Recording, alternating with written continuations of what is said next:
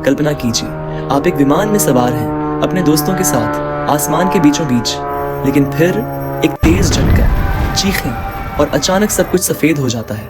आप जिंदा हैं, लेकिन पूरी दुनिया से कटे हुए। चारों ओर सिर्फ बर्फ, मौत और डर। बेहतर दिनों तक भूख, ठंड और लाशों के बीच जिंदा रहने की लड़ाई।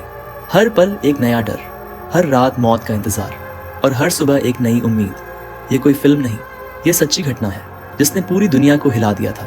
एक प्लेन क्रैश, बर्फ से ढकी पहाड़ियां और इंसानी हिम्मत की वो हदें जहां इंसान को खाने पर मजबूर हो गया। ये है एंडिस प्लेन क्रैश। बेहतर दिन, मौत से जंग, एक ऐसी कहानी जो आपकी रूह तक हिला देगी। Quick flicks recap presents. October 1972 की बात है। मोंटेवीडियो के एक कॉलेज की रग्बी टीम उरुग्वे में चल रही एक रग्बी प्रतियोगिता में हिस्सा ले रही थी। ये टीम ब्लू टीम कहलाती थी और यही लड़के इस कहानी के मुख्य किरदार हैं। ये खेल के लिए इतने जुनूनी थे कि परीक्षा के समय होने के बावजूद उन्होंने खुद से पैसा इकट्ठा करके चिल्ली जाने के लिए एक विमान का इंतजाम किया। वो एक छोटा सा विमान था जिसमें सिर्फ 45 लोग बैठ सकते थे। इसमें रग्बी टीम के खिलाड़ी, कोचिंग स्टाफ, कुछ खिलाड़ियों के माता पिता, भाई बहन और उनकी पत्नी भी साथ थे।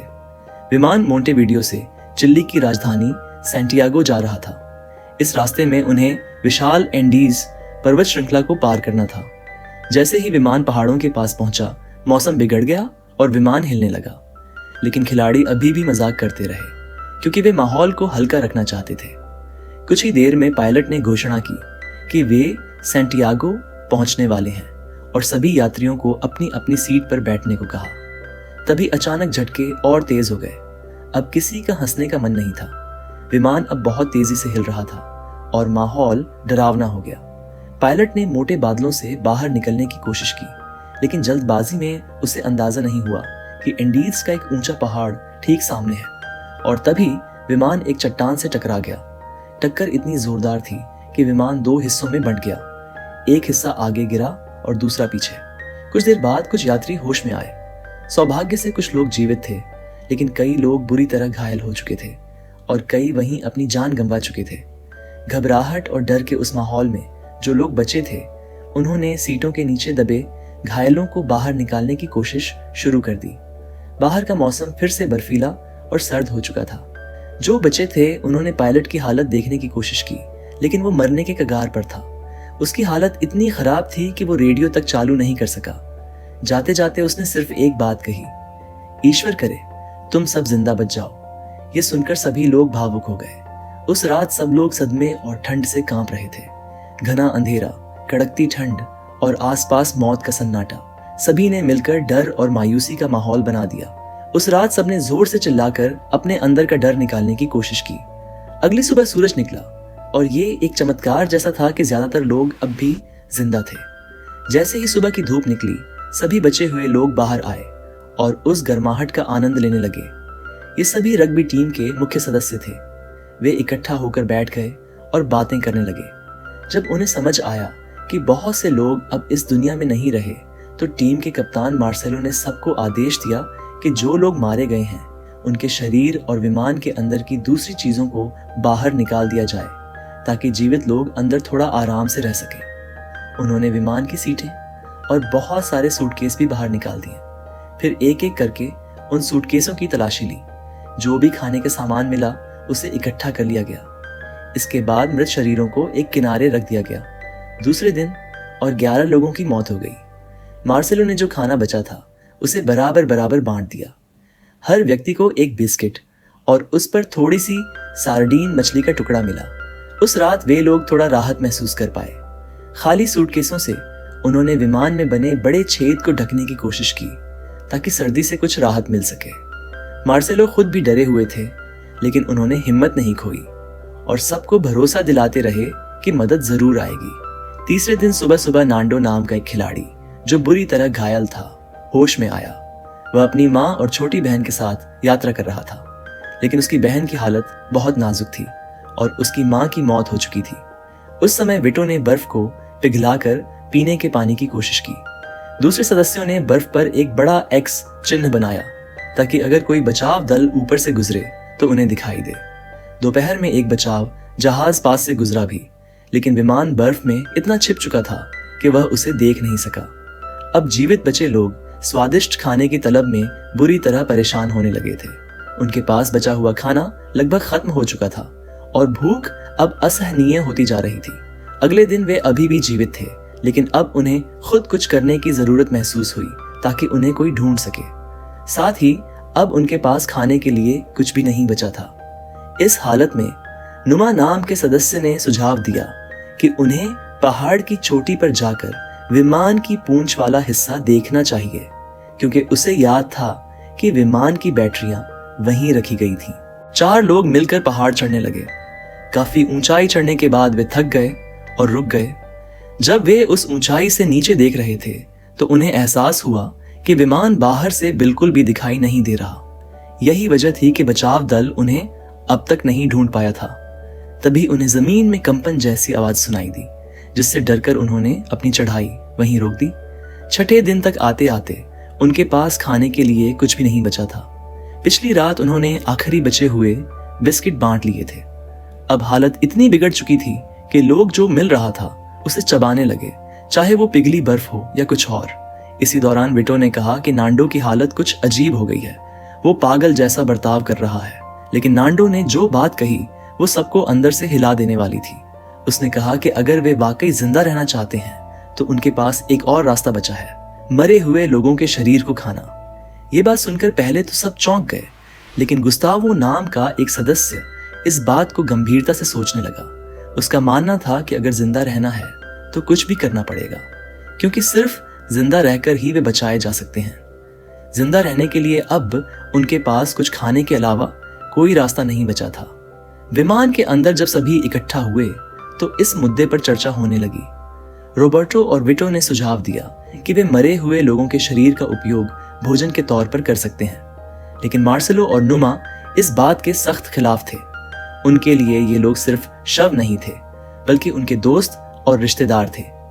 अगर किसी को भोजन के लिए इस्तेमाल करना भी हो तो उसके लिए किसी करीबी की अनुमति जरूरी होनी चाहिए। इस मुद्दे पर बहस शुरू हो गई। रॉबर्टो ने कहा कि अब उनके शरीर बेहद कमजोर हो चुके हैं और उनकी पेशाब तक काली पड़ गई है, जो गंभीर भूख की निशानी है। फिर भी मार्सेलो और नुमा, जो कानून के छात्र थे, 2 दिन और इंतजार करने की बात पर अड़े रहे। उन्हें उम्मीद थी कि बचाव दल जल्द आ जाएगा। अगले दिन 8वां दिन था। कुछ लोग भूख के मारे जूते की लेस और तंबाकू तक चबाने लगे। नांडो की बहन सूजी अब और नहीं बच पाई और उसकी मौत हो गई। नांडो ने उसका शरीर बाहर ले जाकर बर्फ से ढक दिया। अब उस समूह में सिर्फ 27 लोग ही जिंदा बचे थे। उसी रात मोंचो नाम के सदस्य को पेट में बहुत तेज दर्द हुआ और उसे सांस लेने में भी दिक्कत होने लगी। 9वें दिन मौसम और बिगड़ गया। सूरज की रोशनी मोटे बादलों के पीछे छिप गई। उसी शांत माहौल में विटो ने एक अहम फैसला लिया। उसने कहा कि अगर उसकी मौत हो जाती है तो वो अपनी बॉडी को दोस्तों के लिए छोड़ने को तैयार है। रॉबर्टो ने विटो की बात का समर्थन किया और फिर नांडो, गुस्तावो और कुछ अन्य लोगों ने भी हाँ कह दिया। इसके बाद 4 लोग विमान से बाहर निकले और शवों से मांस निकालना शुरू किया। ये देखकर नांडो भी बाहर आ गया और धीरे धीरे बाकी सदस्य भी इस कदम में शामिल हो गए। हालांकि मार्सेलो और नुमा जैसे कुछ लोग अब भी अपने फैसले पर अड़े रहे और ऐसा करने से मना कर दिया। अगले दिन अब ये काम ज्यादा व्यवस्थित ढंग से किया गया। विटो और उसके कजिन ने बुचर की भूमिका निभाई। उन्होंने एक छुपी हुई जगह बनाई ताकि जो लोग खाना खा रहे थे उन्हें मानसिक रूप से तकलीफ न हो। जिन्होंने यह मांस खाया उन्हें थोड़ी राहत महसूस होने लगी। इसी दौरान कुछ लोगों को बाहर पड़ा एक सूटकेस मिला। उन्होंने उसे खोला तो उसमें एक छोटा रेडियो निकला और वो अब भी काम कर रहा था। सबने मिलकर रेडियो से सिग्नल पकड़ने की कोशिश की। जब बाकी लोगों की हालत थोड़ी सुधरने लगी तो नुमा और मार्सेलो अब भी भूखे और थके बैठे थे। तभी विमान के बाहर से एक तेज आवाज आई। रेडियो ने सिग्नल पकड़ लिया था, लेकिन जो खबर आई उसने सभी को अंदर तक झकझोर दिया। रेडियो पर बताया गया कि उरुग्वे से जो खोज अभियान चला था उसे अब रोक दिया गया है। अगली बार खोज का काम तब शुरू होगा जब बर्फ कम हो जाएगी, यानी अगले साल। ये सुनकर सब निराश हो गए, खास तौर पर मार्सेलो, जो अब तक सबसे ज्यादा उम्मीद में था। अंत में मार्सेलो ने भी हार मान ली और बाकी लोगों से मांस खाने के लिए कहने लगा। हालांकि नुमा अब भी अड़ा रहा। वो अब भी विमान की पूंछ ढूंढने को लेकर जिद पर था उसने 2 और साथियों के साथ पहाड़ पर चढ़ाई शुरू की। इस बार वे चोटी तक पहुंच गए, लेकिन उन्हें वहां विमान का पूंछ वाला हिस्सा नहीं मिला। वहां उन्हें सिर्फ कुछ सूटकेस और कुछ शव दिखाई दिए। ये वे लोग थे जो टक्कर के वक्त विमान से बाहर जा गिरे थे। सूरज अब डूबने को था, लेकिन नुमा नीचे लौटने को तैयार नहीं था। नुमा अब भी बैटरी की तलाश में लगा हुआ था।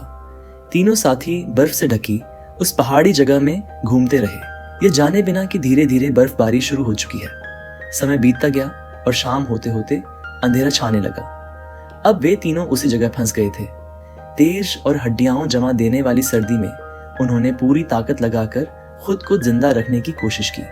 उन्हें लगने लगा था कि अब शायद वे इस रात को नहीं देख पाएंगे, लेकिन चमत्कारिक रूप से वे तीनों अगली सुबह तक जिंदा थे। उन्होंने विमान के टूटे हुए लोहे की प्लेटें लीं और उनका इस्तेमाल स्लाइडिंग करने के लिए किया, ताकि वे नीचे की तरफ सुरक्षित पहुंच सकें। नीचे लौटकर नांडो ने सभी को एक योजना बताई कि वे लोग पहाड़ के चारों ओर घूमकर चिल्ली तक पहुंचने की कोशिश करेंगे, क्योंकि चिल्ली इस पहाड़ के उस पार है। लेकिन इतनी कठिन यात्रा के लिए शरीर का स्वस्थ और मजबूत होना जरूरी था, इसलिए नुमा को अब मांस खाना ही पड़ेगा। काफी दिन से मना करते करते नुमा अब टूट चुका था। उसने मांस को चबाने की हिम्मत तो नहीं की, लेकिन किसी तरह निगल लिया। नुमा के मन में अब भी निराशा थी, लेकिन जब उसने नांडो को देखा, जो पहले बहुत बुरी हालत में था और अब धीरे धीरे ठीक हो रहा था, तो उसमें उम्मीद की एक किरण जगी। यहाँ तक कि नांडो ने अब हल्का फुल्का दौड़ लगाना भी शुरू कर दिया था। 17वें दिन तक बर्फीला तूफान लगातार 5 दिन से चल रहा था। अब तक बचे हुए लोग धीरे धीरे थोड़ा ताज़ा महसूस करने लगे थे। वो अब फिर से एक दूसरे से मजाक करने लगे थे और हंसी भी आने लगी थी। ऐसा लग रहा था जैसे उनके मन में अब जिंदगी की लौ फिर से जल उठी है। लेकिन तभी जब सब कुछ थोड़ा सामान्य लगने लगा, जमीन अचानक हिलने लगी। एक तेज गर्जना के साथ बर्फ का एक बड़ा हिमस्खलन नीचे गिरा और वह विमान के मलबे को अपनी चपेट में लेते हुए वहां मौजूद सभी लोगों को पूरी तरह बर्फ में दफन कर गया। एक बार फिर हालात अराजकता में बदल गए। हिमस्खलन के बाद कुछ लोग किसी तरह बर्फ के ढेर से बाहर निकल आए और उन्होंने बाकी लोगों को बचाने की कोशिश शुरू की, जो अब भी बर्फ के नीचे दबे हुए थे। किसी ने घबराहट में विमान की खिड़की तोड़ने की कोशिश की। कुछ लोगों को बचा लिया गया, लेकिन कई की जान नहीं बच सकी। कोको और मार्सेलो दोनों का शव बर्फ में दबा हुआ मिला। यह बहुत ही भावुक और दर्दनाक क्षण था। ज्यादा देर नहीं हुई थी कि एक और हिमस्खलन आ गया और इस बार विमान पूरी तरह बर्फ में दब गया। सौभाग्य से नुमा ने इतनी जगह बना दी थी कि थोड़ी हवा अंदर आ सके, जिससे सांस लेना मुमकिन रहा। अगले दिन उन्होंने उन लोगों के शवों को हटाना शुरू किया जो हाल ही में मरे थे। उन्होंने तय किया कि जब तक बर्फीला तूफान थमता नहीं, तब तक वे विमान के अंदर ही रहेंगे। लेकिन विमान के अंदर जगह बहुत छोटी हो गई थी। सब एक दूसरे के बहुत पास, भूखे और थके हुए थे। उन्हें हर हाल में ये सब सहना ही था। अब 18वां दिन था और यह लगातार दूसरा दिन था जब वे बर्फ के अंदर दबे हुए थे। अभी तक वे किसी तरह जिंदा थे और इसका श्रेय विटो को जाता है, जो शवों से मांस निकालने में कुशल हो गया था। लेकिन अब पुराना मांस भी खत्म हो रहा था, इसलिए उन्हें मजबूरी में हाल ही में मरे एक दोस्त का मांस खाना पड़ा। रॉबर्टो, जो कि एक मेडिकल स्टूडेंट था, वह शवों को सावधानी से काट सकता था। यह दृश्य देखकर नुमा मानसिक रूप से टूट गया। उसने खुद को रोक नहीं पाया और विमान की खिड़की को लात मारकर तोड़ने की कोशिश की, लेकिन इस कोशिश में उसका पैर घायल हो गया। 2 दिन और बीते। अब 20वां दिन आ गया था। नुमा अब भी बाहर के हालात जानने के लिए बेचैन था। उसने फिर से खिड़की को तोड़ने की कोशिश की और इस बार बाहर का मौसम थोड़ा साफ दिखाई देने लगा। धीरे धीरे सबने खिड़की से बाहर निकलना शुरू किया। 4 दिन बर्फ में दबे रहने के बाद उन्हें आखिरकार ताजी हवा मिली। वह एहसास किसी जीवनदान से कम नहीं था। उस दिन उन्होंने मिलकर विमान पर गिरी बर्फ को हटाना शुरू किया। धीरे धीरे विमान की छत नजर आने लगी, लेकिन नुमा की हालत अब और बिगड़ती जा रही थी। उसका घाव दिन पर दिन खराब हो रहा था और उसका शरीर लगातार कमजोर होता जा रहा था। अलवारो, जो कि पहले से ही गंभीर रूप से घायल था, ने नुमा को समझाने की कोशिश की कि उसे अपनी ऊर्जा बचानी चाहिए। उसने बताया कि वह खुद अब लगभग अपनी सारी ताकत खो चुका है। अलवारो ने नुमा को यह भी समझाया कि वे एक सामान्य स्थिति में नहीं, बल्कि एक असाधारण परिस्थिति में हैं, जहां सामान्य नियमों में भी बदलाव संभव होता है। उसने नुमा से उम्मीद जताई कि वह हालात को समझे और जीवित रहने की कोशिश करे। नुमा ने अलवारो की बातों को गंभीरता से लेना शुरू किया। उधर नांडो, जो अब तक हालात से परेशान हो चुका था, अपने साथियों से रास्ता तलाशने की जिद करने लगा ताकि घर पहुंचने का कोई उपाय निकल सके।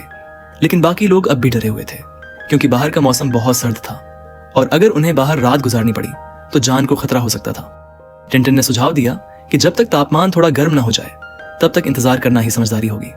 जब बाकी लोग विमान के अंदर ही रहे, तब बाहर नांडो रोबर्टो को बाहर निकलने के लिए मनाने की कोशिश करता रहा, लेकिन उस समय रोबर्टो तैयार नहीं हुआ।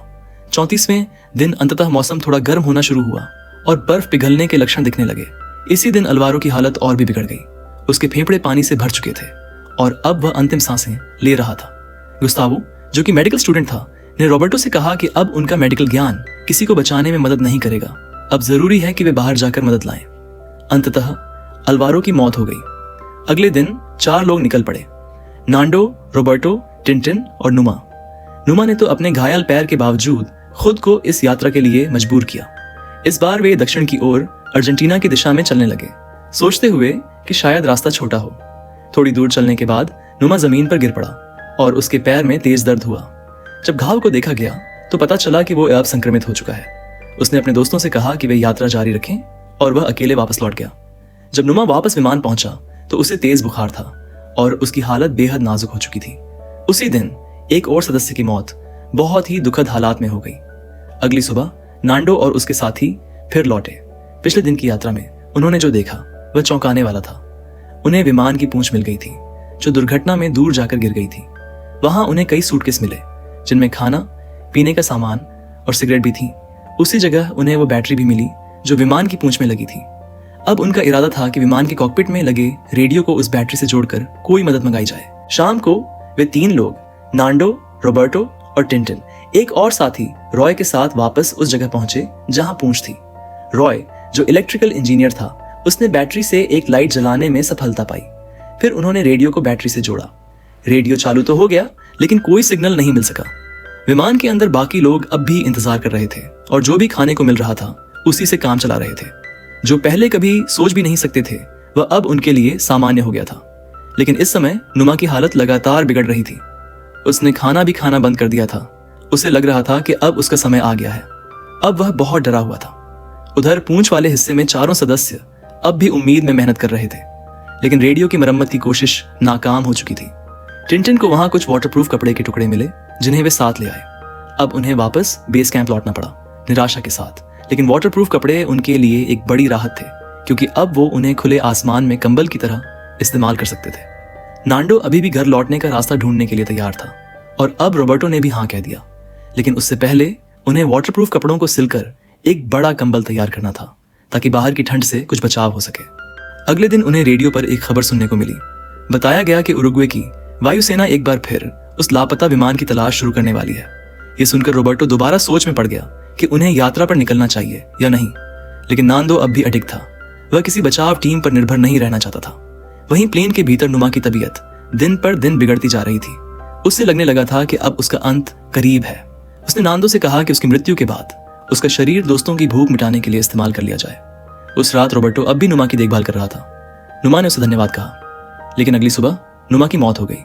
अब केवल 16 लोग ही जीवित बचे थे। नुमा की कमीज की जेब से एक छोटा सा कागज का टुकड़ा मिला जिसमें एक संदेश लिखा था। सभी ने उसे ध्यान से पढ़ा। उसमें लिखा था, अपने दोस्त के लिए बलिदान देने से बड़ा कोई प्यार नहीं होता। यह पढ़कर रोबर्टो की आंखें नम हो गईं और उसने फैसला कर लिया कि अब वह नांदो के साथ इस खतरनाक यात्रा पर जाएगा। अगले दिन नांदो, रोबर्टो और टिंटिन ने मिलकर पहाड़ों को पार करने की तैयारी शुरू की। उन्होंने अपने बैग में कंबल और खाने पीने का सामान रखा। उनके बाकी साथियों ने उन्हें उम्मीद और दुआओं के साथ विदा किया ताकि वे तीनों सुरक्षित रास्ता ढूंढ पाएं और सभी को बचा पाएं। इस बार वे लोग पश्चिम की ओर चल पड़े, यानी चिल्ली की तरफ। यह 61वां दिन था। मौसम साफ था और तीनों अब एंडीज की ऊंची ऊंची बर्फीली पहाड़ियों को पार करने निकले थे। जैसे जैसे दिन ढलता गया उन्होंने खुद को ठंडी हवाओं से बचाने के लिए एक सुरक्षित जगह ढूंढ ली। अगली सुबह होते ही चढ़ाई दोबारा शुरू हुई। आखिरकार नांदो सबसे आगे चलते हुए पहाड़ की एक चोटी पर पहुंच गया। उसने सामने जो दृश्य देखा वह बहुत ही हैरान कर देने वाला था। उसकी आंखों में एक साथ हैरानी और डर झलक रहा था। थोड़ी ही देर में रोबर्टो और टिंटिन भी उसके पीछे वहां पहुंच गए और उन्होंने भी वही देखा जो नांदो ने देखा था। एंडीज की पहाड़ियां अब भी अंतहीन फैली हुई थीं। चारों ओर बर्फ से ढंके पहाड़ थे, मानो इनका कोई अंत ही ना हो। वह दृश्य बहुत सुंदर था, लेकिन उसी सुंदरता में छिपा था एक खतरा, एक ऐसा सफर जो शायद उन्हें मार भी सकता था। लेकिन नांदो के अंदर अब हार मानने का सवाल ही नहीं था। उसने देखा कि कुछ दूर 2 पहाड़ ऐसे भी थे जिन पर बर्फ नहीं थी। उसे यकीन था कि कहीं ना कहीं ये बर्फ और ये पहाड़ियां खत्म होंगी। उसने रोबर्टो से कहा कि हमें आगे बढ़ते रहना होगा। रोबर्टो, जो डॉक्टर बनने की तैयारी में था, अब पूरी तरह से नांदो के साथ चलने को तैयार हो गया।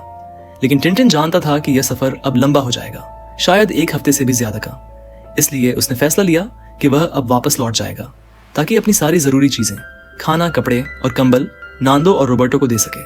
जब नांदो और रोबर्टो आगे बढ़ते रहे, टिंटिन वापस मलबे वाली जगह लौट गया। कई दिनों तक दोनों दोस्त बर्फीली पहाड़ियों और सफेद मैदानों से गुजरते रहे। जो नांदो पहले बीमार था, अब वो एक जज्बे से भरा फाइटर बन चुका था। बिना थके वो बर्फ के ऊंचे ढेरों को पार करता गया। मौसम भी साफ था, जिससे यात्रा थोड़ी आसान हो गई। कई दिनों की चढ़ाई के बाद उन्हें एक घाटी मिली। वे नीचे उतरकर एक चट्टानी इलाके में पहुंचे जहां बर्फ नहीं थी। वहीं उन्होंने रुककर नांदो के फटे हुए जूते ठीक किए और रात बिताई। अगली सुबह उन्हें एक नदी मिली।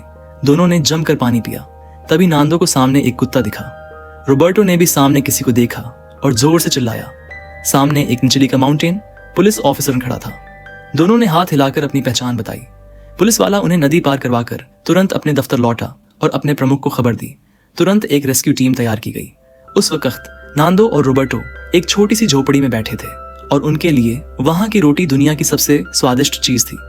कुछ देर बाद पत्रकारों की टीम भी वहां पहुंची और दोनों बहादुरों की कहानी पूरी दुनिया में फैल गई। ये खबर प्लेन के मलबे में मौजूद रेडियो तक भी पहुंची। बाकी बचे लोग तैयार होने लगे, कपड़े साफ किए, इंतजार करने लगे। रेस्क्यू टीम नांदो को हेलीकॉप्टर में बैठाकर लोकेशन बताने ले गई। वहीं गुस्तावो अपने दोस्तों की याद में कुछ चीजें समेटने लगा। रोबर्टो ने उन मानव शरीर के टुकड़ों को सम्मान से दफनाया जिनकी वजह से वे जिंदा रह पाए थे।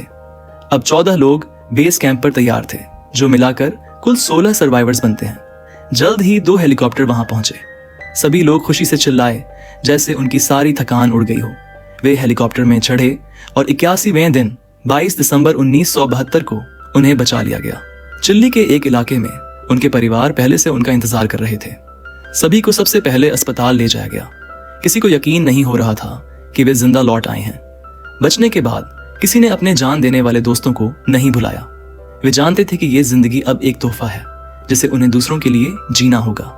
रोबर्टो ने अपनी पढ़ाई पूरी की और आगे चलकर कार्डियोलॉजिस्ट, हृदय विशेषज्ञ बना। नांदो पराडो एक सफल उद्यमी और टीवी होस्ट बना और उरुग्वे का जाना पहचाना चेहरा बन गया। और इसी के साथ खत्म होती है एक ऐसी सच्ची कहानी जिसने दुनिया को दिखा दिया कि इंसान चाहे तो मौत को भी हरा सकता है। अगर आपको ये कहानी थोड़ी सी भी हिलक हो, दिल को छू गई, तो एक लाइक जरूर कीजिए। अगर आपने भी हर पल सोचा क्या मैं ऐसा कर पाता, तो इस कहानी को शेयर करें ताकि और लोग भी जान सकें जिंदगी की असली कीमत क्या होती है। और अगर आप ऐसी ही सच्ची, थ्रिल से भरी और रूह को झकझोर देने वाली कहानियां देखना चाहते हैं तो चैनल क्विक फ्लिक रिकैप को सब्सक्राइब जरूर करें। हम फिर मिलेंगे एक और रहस्यमय और सच्ची कहानी के साथ।